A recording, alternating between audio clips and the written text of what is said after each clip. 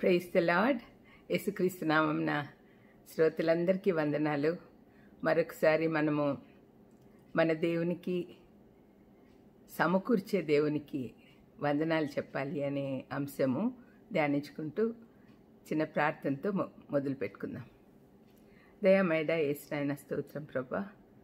తండ్రి, the great provider Jehovah జీరే అని పిలువబడే మీరు మాకు అన్ని విషయాల్లో ఏ విధంగా ప్రొవైడ్ చేస్తున్నారో ఆ విషయాలు గుర్తు చేసుకొని మీకు ఎప్పుడు కూడా కృతజ్ఞతలుగా ఉండేటట్టు చేయమని, తండ్రి మాకు అర్థమయ్యే విధంగా వాక్యాన్ని ధ్యానించుకునే దానికి సహాయం చేయమని యేసుక్రీస్తు నామమున వేడుకొంచున్నాను తండ్రి, ఆమేన్.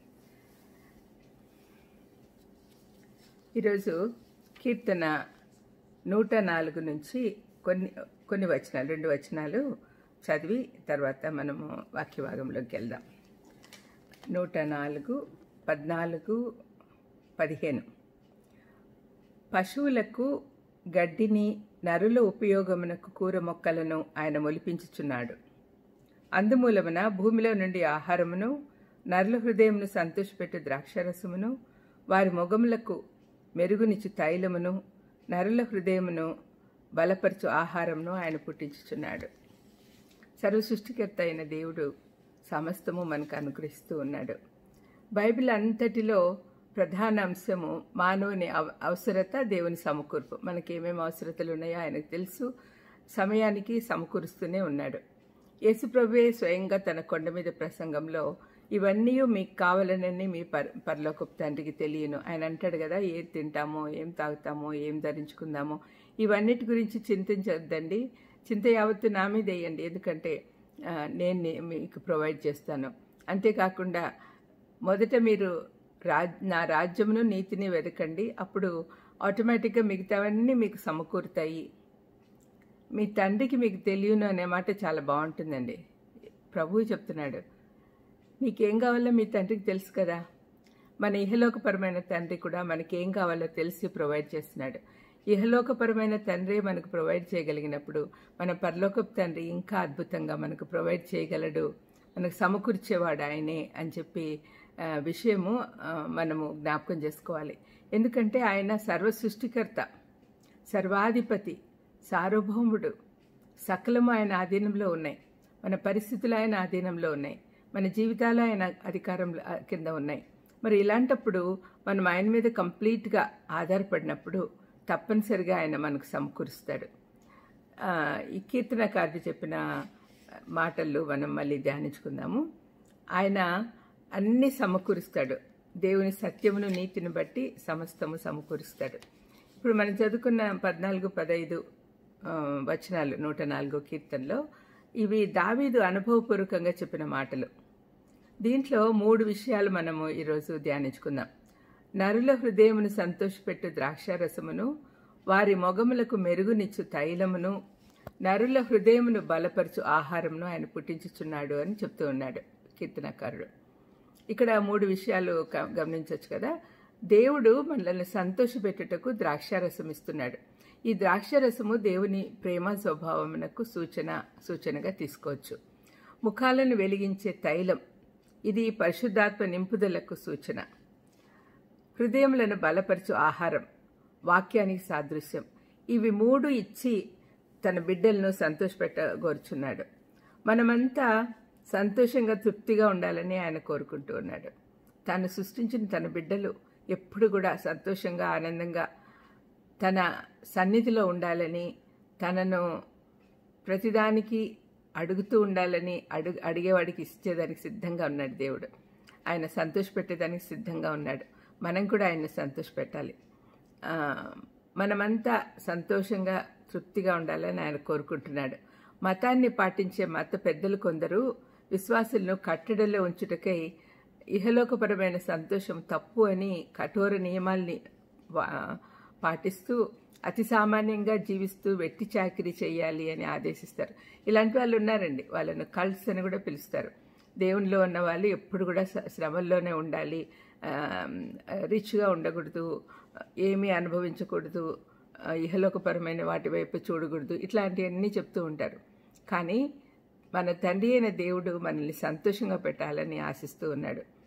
ఆయన మనం ఎక్కడున్నా కూడా ఆనందంగా ఉండాలి. అయితే తనను మహిమపరచాలి, తను ఏర్పరిచిన మార్గంలో నడవాలి. అది ఆయన కోరిక. ఈ విధంగా మతపరంగా చెప్పే వాళ్ళను గురించి యేసుప్రభు ప్రస్తావిస్తూ మత్తయి 23:4 ఒక మాట ఉంటుంది. మోయన్ సఖ్యము కాని భారమైన బరువులు పెట్టి మనుషుల భుజముల మీద పెట్టుదురే గాని తమ వేలితోనైనను వాటిని కదిలింపనొల్లరు అన్నాడు. అంటే ఆనాటి పరిసయ్యులు, శాస్త్రులు మోషే పీఠమందు కూర్చుండి వారితో ఈ మాటలు చెప్తూ వారిని వేషధారణ అన్నాడు. అంటే వీళ్ళందరూ కూడా పదవుల్లో ఉంటారు. అయితే వాళ్ళు చెప్పే పనులేమి వాళ్ళు పాటించరు. ప్రజల మీద మాత్రం భారం మోపుతారు. వాళ్ళు మాత్రం అవన్నీ ఏం చేయరు. వాళ్ళేమో హ్యాపీగా ఉంటారు, కానీ ప్రజలు హ్యాపీగా ఉండకూడదు అని అనుకుంటారో ఏమో మరి. అయితే అది దేవుడి చిత్తం కాదు అని మనం తెలుసుకోవాలి. దేవుడు మన పరమ తండ్రి. నేడుండి రేపు పొయ్యిలో వేయబడు అడవి గడ్డిని దేవుడు ఇలాగూ అలంకరించిన ఎడల మిమ్మల్ని అందంగా సంతోషంగా చూడాలని కోరుకోడా అని మత్తయి 6:30 అంటున్నాడు. సొలొమోను కంటే అందంగా అడవి గడ్డిని, వాటి పూలను అలంకరించిన దేవుడు తన బిడ్డల్ని ఎంత ప్రేమిస్తాడో ఒక్కసారి మీరు ఆలోచించండి అని యేసుప్రభు చెప్తున్నాడు. తన బిడ్డలందరూ ఇహలోకంలో జీవించుచున్న కాలంలో కూడా తన పేరు పెట్టుకున్నారు కాబట్టి వారి జీవితాల్లో తనను మహింపరచాలని ఆయన కోరుకుంటున్నాడు. అందుకే మనం సృష్టించబడ్డామని కూడా యెషయా గ్రంథం 43:7 21 ప్రవచనపూర్వకంగా కూడా చెప్పబడింది. నా మహిమార్థం నేను ఏర్పరచుకున్న నా బిడ్డలు అంటాడు దేవుడు. నా నా నా అనే మాటతో మనం పులకరించిపోవచ్చు. ఎంత చక్కగా మనల్ని ఓన్ చేసుకుంటున్నాడు. మీరు నా సొంతం అని చెప్తున్నాడు. మనం కూడా అదేవిధంగా అలాంటి భావం కలిగి ఉంటే దేవుడు సంతోషిస్తాడు. ఇప్పుడు ఈ 3 అంశాలు మనము 104వ కీర్తనలో 15వ వచనంలో చూసిన 3 అంశాలు ధ్యానించుకుందాము. మొదటిది, హృదయమును సంతోషపెట్టు ద్రాక్షారసం.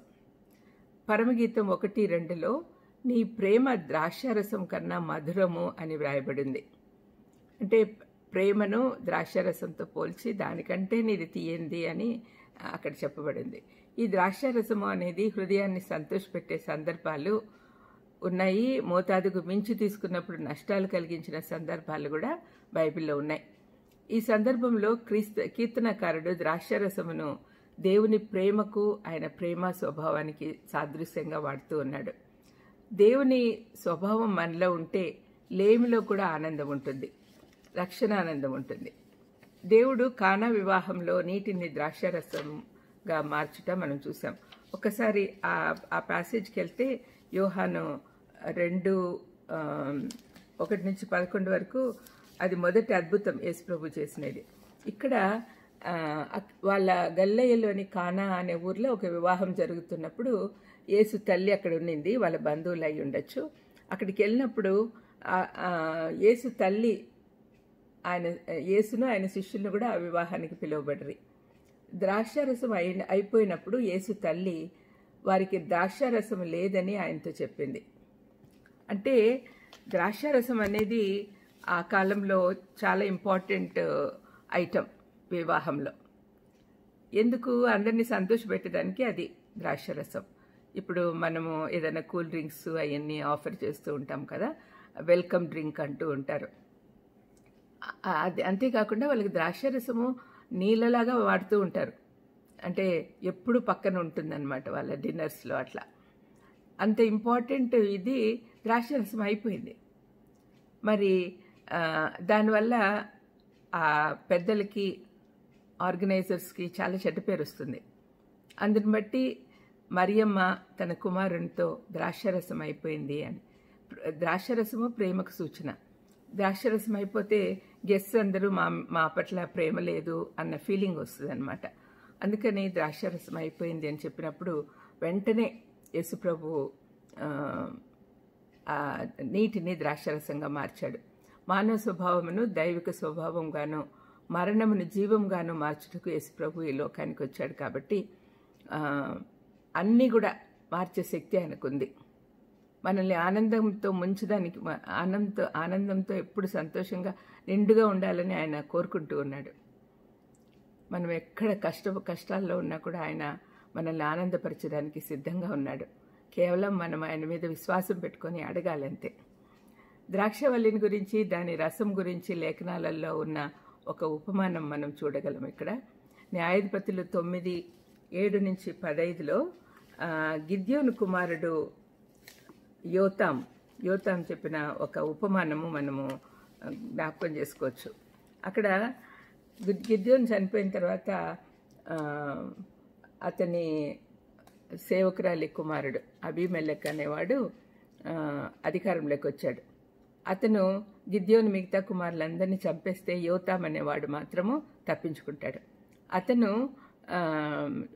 ఈ యోతాము అబీమెలెకును గురించి చెప్తూ అతను కొన్ని చెట్లతో కంపేర్ చేస్తున్నాడు అనమాట.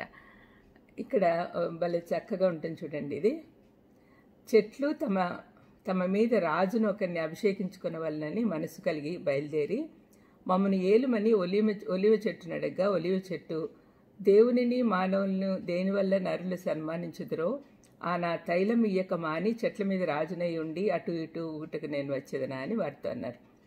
అప్పుడు అంజూరపు చెట్టును అడిగితే అంజూరపు చెట్టు కూడా నేను రాను, నా మాధుర్యము నా మంచి ఫలము ఇయ్యక మానను అని చెప్పి అంటాడు. తర్వాత అంటుంది ఆ చెట్టు. ఆ తర్వాత ద్రాక్షవల్లిని అడిగితే ద్రాక్షవల్లి అంటుంది, దేవునిని మానవులను సంతోషపెట్టు నా ద్రాక్షరసమును నేను ఇయ్యక మాని చెట్ల మీద రాజునయ్యి ఉండి అటు ఇటు ఊగుటకు నేను వచ్చేదనా అని వాటితో అనను.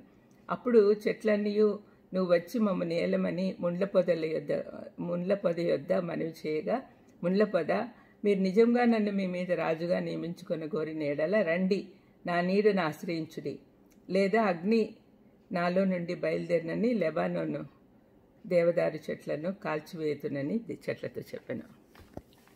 ఇక్కడ అబీమెలెకును ముళ్ళ చెట్లతో పోలుస్తున్నాడు అనమాట యోతాము. అయితే ఇక్కడ దీంట్లో మనం గమనించాల్సింది ఏంటంటే, ఈ ద్రాక్షరసం ఏమంటుంది, నేను నా మంచి ఫలంను మానవుల్ని సంతోషపెట్టు నా ద్రాక్షరసం నేను ఇయ్యక మాని చెట్టు మీద రాజునై ఉండనని ఖచ్చితంగా చెప్పింది. ద్రాక్షరసం అనేది దేవుని స్వభావానికి సాదృశ్యంగా ఉండటం వల్ల ద్రాక్షవల్లిలాగా మనం కూడా దేవుణ్ణి మానవులను ఆనందపరచగలం. మనం ఎప్పుడు కూడా మంచిదేదో దాన్ని ఎన్నుకోవాలి. ద్రాక్షవల్లి ఆనందపరిచేది, మనము ద్రాక్షవల్లిలాగా ఉండాలి. యేసుప్రభు యోహాన్ 15లో కూడా చెప్తాడు, ద్రాక్షవల్లిని నేను, తీగలు మీరు అని. మనం ఆయన అంటు పెట్టుకొని ఉండాలి, తీగల్లాగా ఉండాలి. ద్రాక్షరసం ఏ విధంగా అందరినీ ఆనందపరుస్తుందో మనం కూడా అందరినీ ఆనందపరిచేవారిగా ఉండాలి. అయితే మన దేవుడు మనకు ఆనందాన్ని ఇచ్చే ద్రాక్షరసంను మనకిస్తూ ఉన్నాడు. మనం పొందుకుంటున్నాం కాబట్టి మనం ఇతరులకు ఇవ్వాలి. మనం ఇతరులకు పంచకపోతే అది ఆగిపోతుంది, మనకు వచ్చే ఆశీర్వాదాలన్నీ ఆగిపోతాయి. కాబట్టి మనం ద్రాక్షరసము మనకు ఇవ్వబడుతుంది, మనం ఇతరులను సంతోషపెట్టడానికి ఇతరులకు ఇవ్వాలి. దేవుని స్వభావంను మనం సంపూర్ణంగా ఎక్కడ చూడగలము? సిలువ వేయబడిన క్రీస్తులో దేవుని స్వభావం కనపడుతుంది. ఆయన ప్రేమ, దయ, కనికరము, దీర్ఘశాంతము, క్షమాగుణము, ఓర్పు లాంటి లక్షణాలన్నీ సిలువలో కనపడతాయి. మన జీవితాల ద్వారా సిలువ వేయబడిన క్రీస్తును చూపించగలిగినప్పుడు మన చుట్టూ ఉన్న అన్యులకు యేసుప్రభు నిజమైన రక్షకుడని తెలుపుటకు అవకాశం ఉంటుంది. క్రీస్తు పేరు పెట్టుకున్న భారతీయులందరూ ఈ పాటికి ఈ విధంగా క్రీస్తును చూపించి ఉంటే ఎంతోమంది రక్షణలోకి వచ్చిండేవాళ్ళు. అది చేయట్లేదు. మనము ద్రాక్షరసం ఏ విధంగా మనుషుల్ని సంతోషపెడుతుందో ఆ విధంగా దేవుడు మనల్ని సంతోషపెట్టాడు. మనం ఇతరులను సంతోషపెట్టే వాళ్ళగా ఉండాలి. రెండవ అంశము ధ్యానించుకుందాం. మొగములకు మెరుగునిచ్చి తైలము పరిశుద్ధాత్మకు సాదృశ్యంగా ఉంది.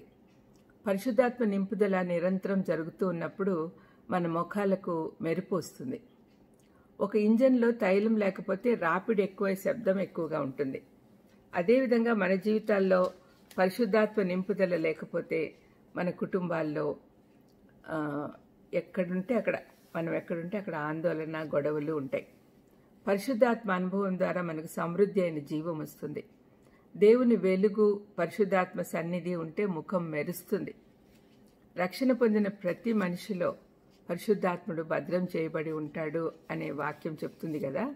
మరి ఈ నింపుదల ఏమిటి అనే ఆలోచన మీకు కలగచ్చు.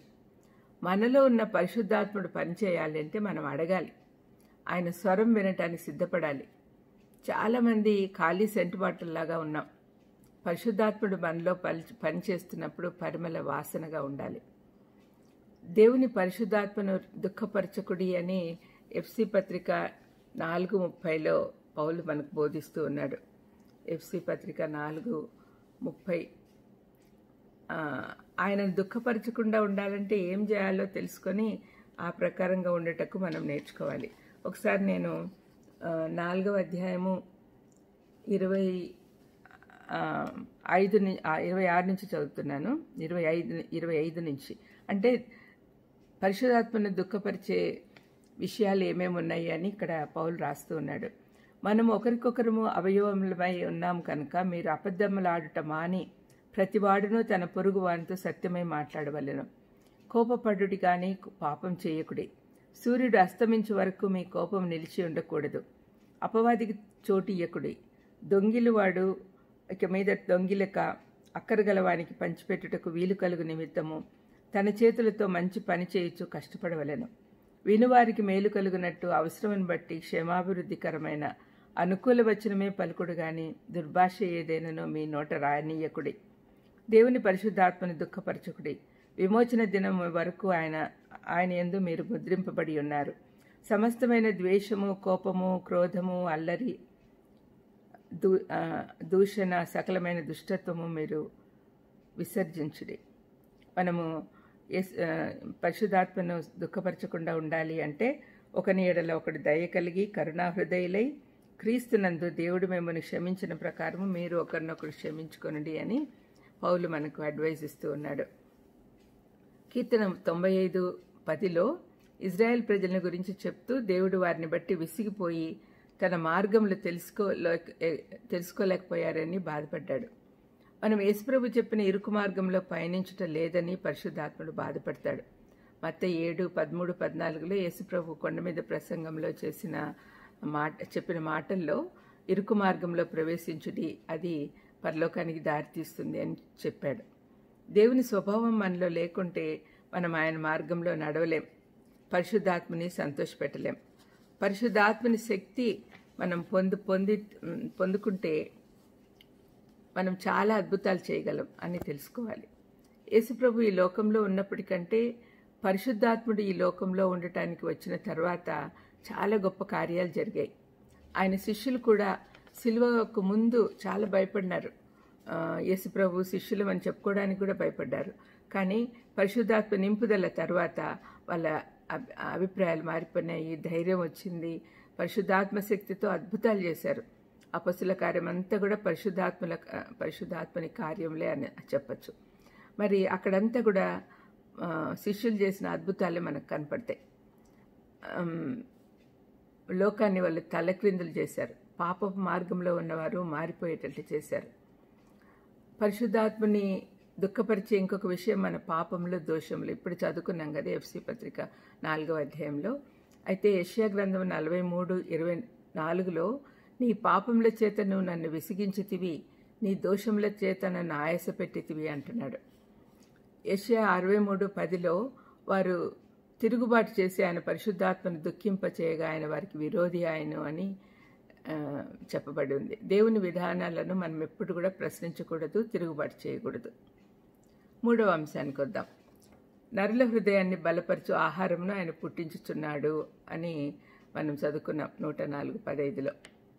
త్రిత్వ కార్యం ఇక్కడ ద్రాక్షరసం అంటే ఆ 15లో మనం చదువుకున్న ఈ 3 అంశాలు కూడా త్రిత్వ కార్యము అని అనుకోవచ్చు. తండ్రి అయిన దేవుడు మనల్ని సంతోషపెడతాడు. ద్రాక్షరసం దేవుని స్వభావం కాబట్టి. తర్వాత పరిశుద్ధాత్మ దేవుడు మనల్ని సంతోషపెడతాడు. అవి రెండు ఉన్నా కూడా మనకు ఆత్మీయ ఆహారం అవసరం. బలపరచు ఆహారం అది వాక్యం. వాక్యం అంటే తండ్రి అయిన కుమారుడైన దేవుడికి సాదృశ్యం. మరి ఆ వాక్యం లేకుంటే మనం బలహీనపడతాం. ప్రతిరోజు వాక్యంలో జీవిస్తే ఆత్మకు బలం కలుగుతుంది.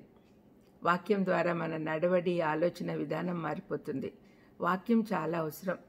మన ఆలోచనలన్నీ కూడా మారాలి. మనము రక్షణ పొందిన తర్వాత మన నడక మారాలి, మన స్వభావం మారాలి, మనం మాట్లాడే మాటలు మారాలి. అన్నీ కూడా మార్పు కనపడాలి కూడా ఇతరులకు. ఆ విధంగా మనం ఉండాలి. వాక్యం ద్వారా మనకు కలిగే లాభాలు కొన్ని వాక్యం ద్వారానే చూద్దాం. మత్తయి 4:4లో మనుషుడు రొట్టె వలన మాత్రం కాదు గాని దేవుని నోటి నుండి వచ్చి ప్రతి మాట వలనను జీవించును అని యేసుప్రభు అపవాదితో చెప్పడం మనం చూడగలం. ఇది ఆత్మీయ ఆహారం అని మనం గుర్తించాలి. యేసుప్రభు శోధించడానికి అరణ్యంలోకి వెళ్ళినప్పుడు సైతాన్తో అన్న మాటలన్నమాట. మనుషుడు రొట్టె వల్ల మాత్రం కాదు కానీ, రొట్టె ఆకలితుంది కదా రొట్టె తిను అని అంటున్నాడు సైతాన్. అంటే రొట్టె వల్ల మాత్రం కాదు కానీ దేవుని నోటి నుండి వచ్చి ప్రతి మాట వల్ల జీవించును, అంటే వాక్యం వల్ల జీవించును అని ప్రభు చెప్తూ ఉన్నాడు. రెండవది 1 తిమోతి 1:18లో తిమోతితో పౌలు మాట్లాడుతూ మంచి పోరాటం పోరాడడానికి వాక్య జ్ఞానం కావాలని చెప్పాడు. కీర్తన 1:3లో దివారాత్రము వాక్యం ధ్యానించువాడు నీటి కాలువల యోరను నాటబడి నిరంతరం ఫలిస్తూ తను చేసినదంతయు సఫలమగును అని కీర్తనకారుడు అంటున్నాడు. వాక్యం వాక్యం వాక్యం అని చెప్తున్నా కదా. వాక్యం ద్వారా ఎన్నో మేళ్ళు ఉన్నాయి. మన జీవితాలు బాగుపడతాయి. మనం అనుదిన జీవితంలో ఎలా నడుచుకోవాలో వాక్యం చెప్తుంది. ఇంకా కీర్తనకారుడు ఇంకా ఏమేమంటున్నాడో చూద్దాం. 119, 49, 50లో వాక్యం ద్వారా నిరీక్షణ వస్తుంది, వాక్యం మనలను బతికిస్తుంది, బాధలో నెమ్మదిని ఇస్తుంది అని వ్రాయబడి ఉంది. 119, 105లో నీ వాక్యం నా పాదములకు దీపమును నా తోవకు వెలుగునై ఉన్నది అని చెప్పబడి ఉంది. మనం ఎక్కడ నడవాలన్నా ఎలా నడుచుకోవాలన్నా వాక్యం ద్వారా నడుచుకుంటే మన జీవితాలు బాగుంటాయి. 1 యోహాను 5:13-15 వరకు చదవండి. వాక్యం ద్వారా దేవుని చిత్తం తెలుసుకోగలం. మనం దేవుని చిత్త ప్రకారం నడుచుకుంటే మన జీవితాలు బాగుంటాయని మనకు తెలుసు. కీర్తన 138:2లో నీ నామం కంటే వాక్యము గొప్ప చేసి ఉన్నాడు అని ఉంది. వాక్యము ఇచ్చినందున మనము ఎప్పుడు కూడా కృతజ్ఞులుగా ఉండాలి, థ్యాంక్స్ చెప్పాలి. ఇవన్నీ సమకూర్చిన దేవునికి మనం వందనాలు చెప్పాలి. మన దేవుడు సమకూర్చే దేవుడు. ఏ విషయంలోనైనా మనం అడిగితే చాలా ఆయన సమకూరుస్తూ ఉన్నాడు.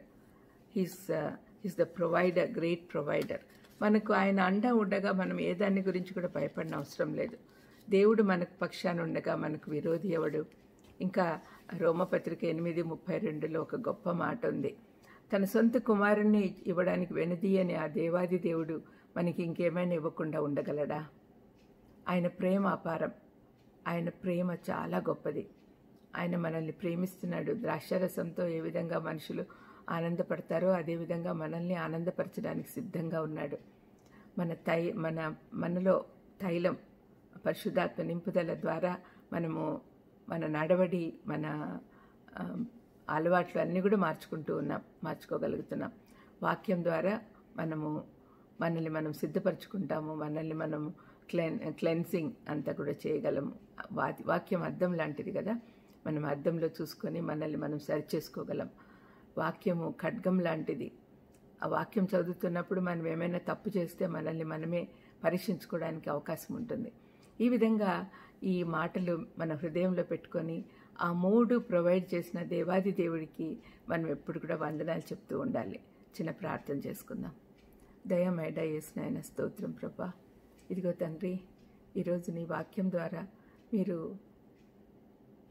వనరులు అన్నీ మాకు కావాల్సినవి అన్నీ సమకూర్చే దేవుడు అనే విషయం మళ్ళీ ఒకసారి జ్ఞాపకం చేసుకున్నాం తండ్రి. మీకు స్తోత్రం.